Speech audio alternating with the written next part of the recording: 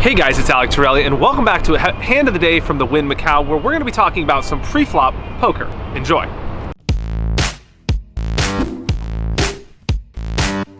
Hand of the Day. This hand kicks off with me under the gun in a 300-600 game with ace-queen offsuit. Now, this hand is probably a default fold here in an under the gun, deep stacked, no limit hold'em cash game, but I opted to raise with this hand because there were some bad players at the table and I wanted to play pots with them, and people also weren't 3-betting light.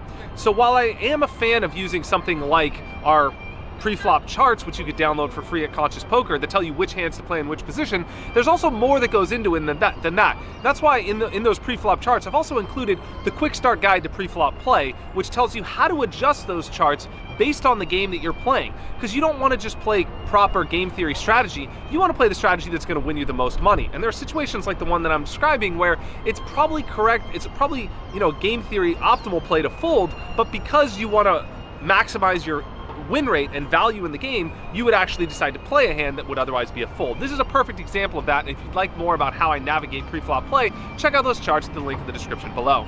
But for now, here's what you need to know. I ended up opening under the gun to 2K, made a bigger raise size because, again, people aren't 3-betting light, and I want to charge bad players for calling too often, and I get 4 callers in the hand. That's the types of games that I was playing in here out here in Macau. So we go 5 ways to the flop. Flop comes down queen 10-8 rainbow, and it gets checked to me, and this is a spot where I feel like a lot of people want to check and opt to play pot control. But when ranges are wide and you have a hand that has a decent amount of value, you're not going to fold if someone else bets. So the question to ask yourself is, what is the best way to play this hand? Or in other words, what is the least bad way to play this hand?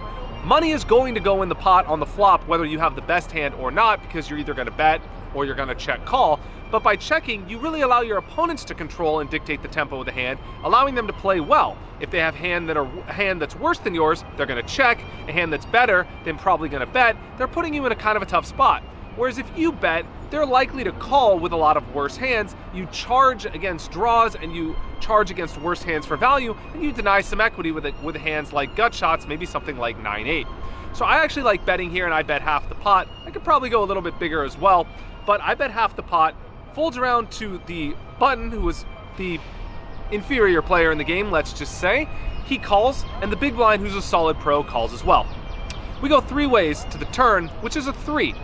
Now, this is another spot where it's checked to me. It's tempting here to check because you're like, well, I want to play pot control. I don't want to get out of line with top pair, top kicker on this kind of coordinated board.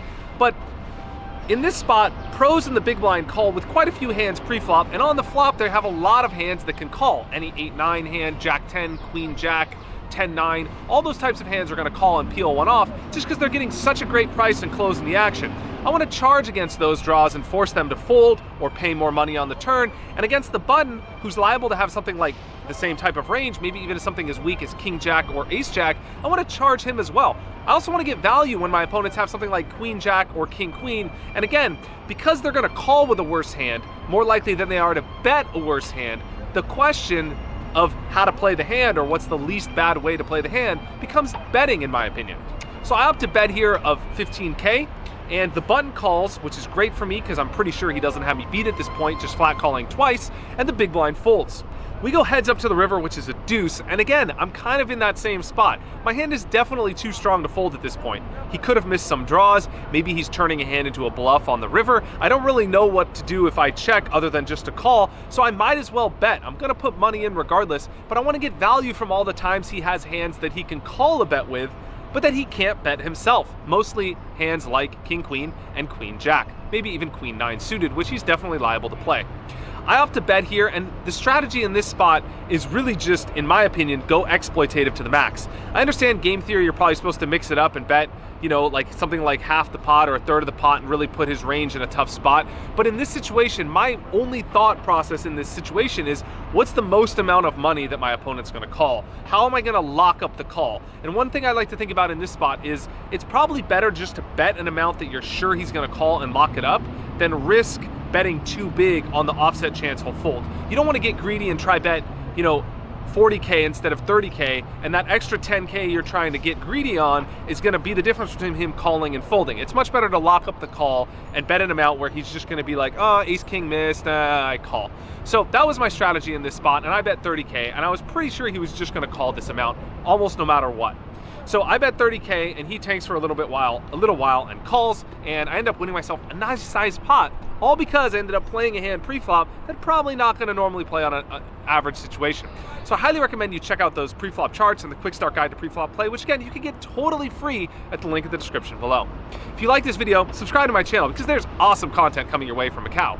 From vlogs about my life here as a high-stakes poker player and a coach, Ask Alec episodes with fans of mine that I met inside the win. We're filming it all out here in Macau. So subscribe to this channel because awesome content is coming your way. And now it's on you. I would love to hear your thoughts because I learn a ton when I watch and hear your guys' thoughts. And I know that everybody else out there watching learns a ton as well. So please share your thoughts in a comment below. I will pick the best one and give you guys free access to my pro membership at Conscious Poker for a month. I'll pin it to the top of this video. That comment in the next couple days, so be sure to leave your comments below. Thanks for watching. I'll see you guys next time on Hand of the Day.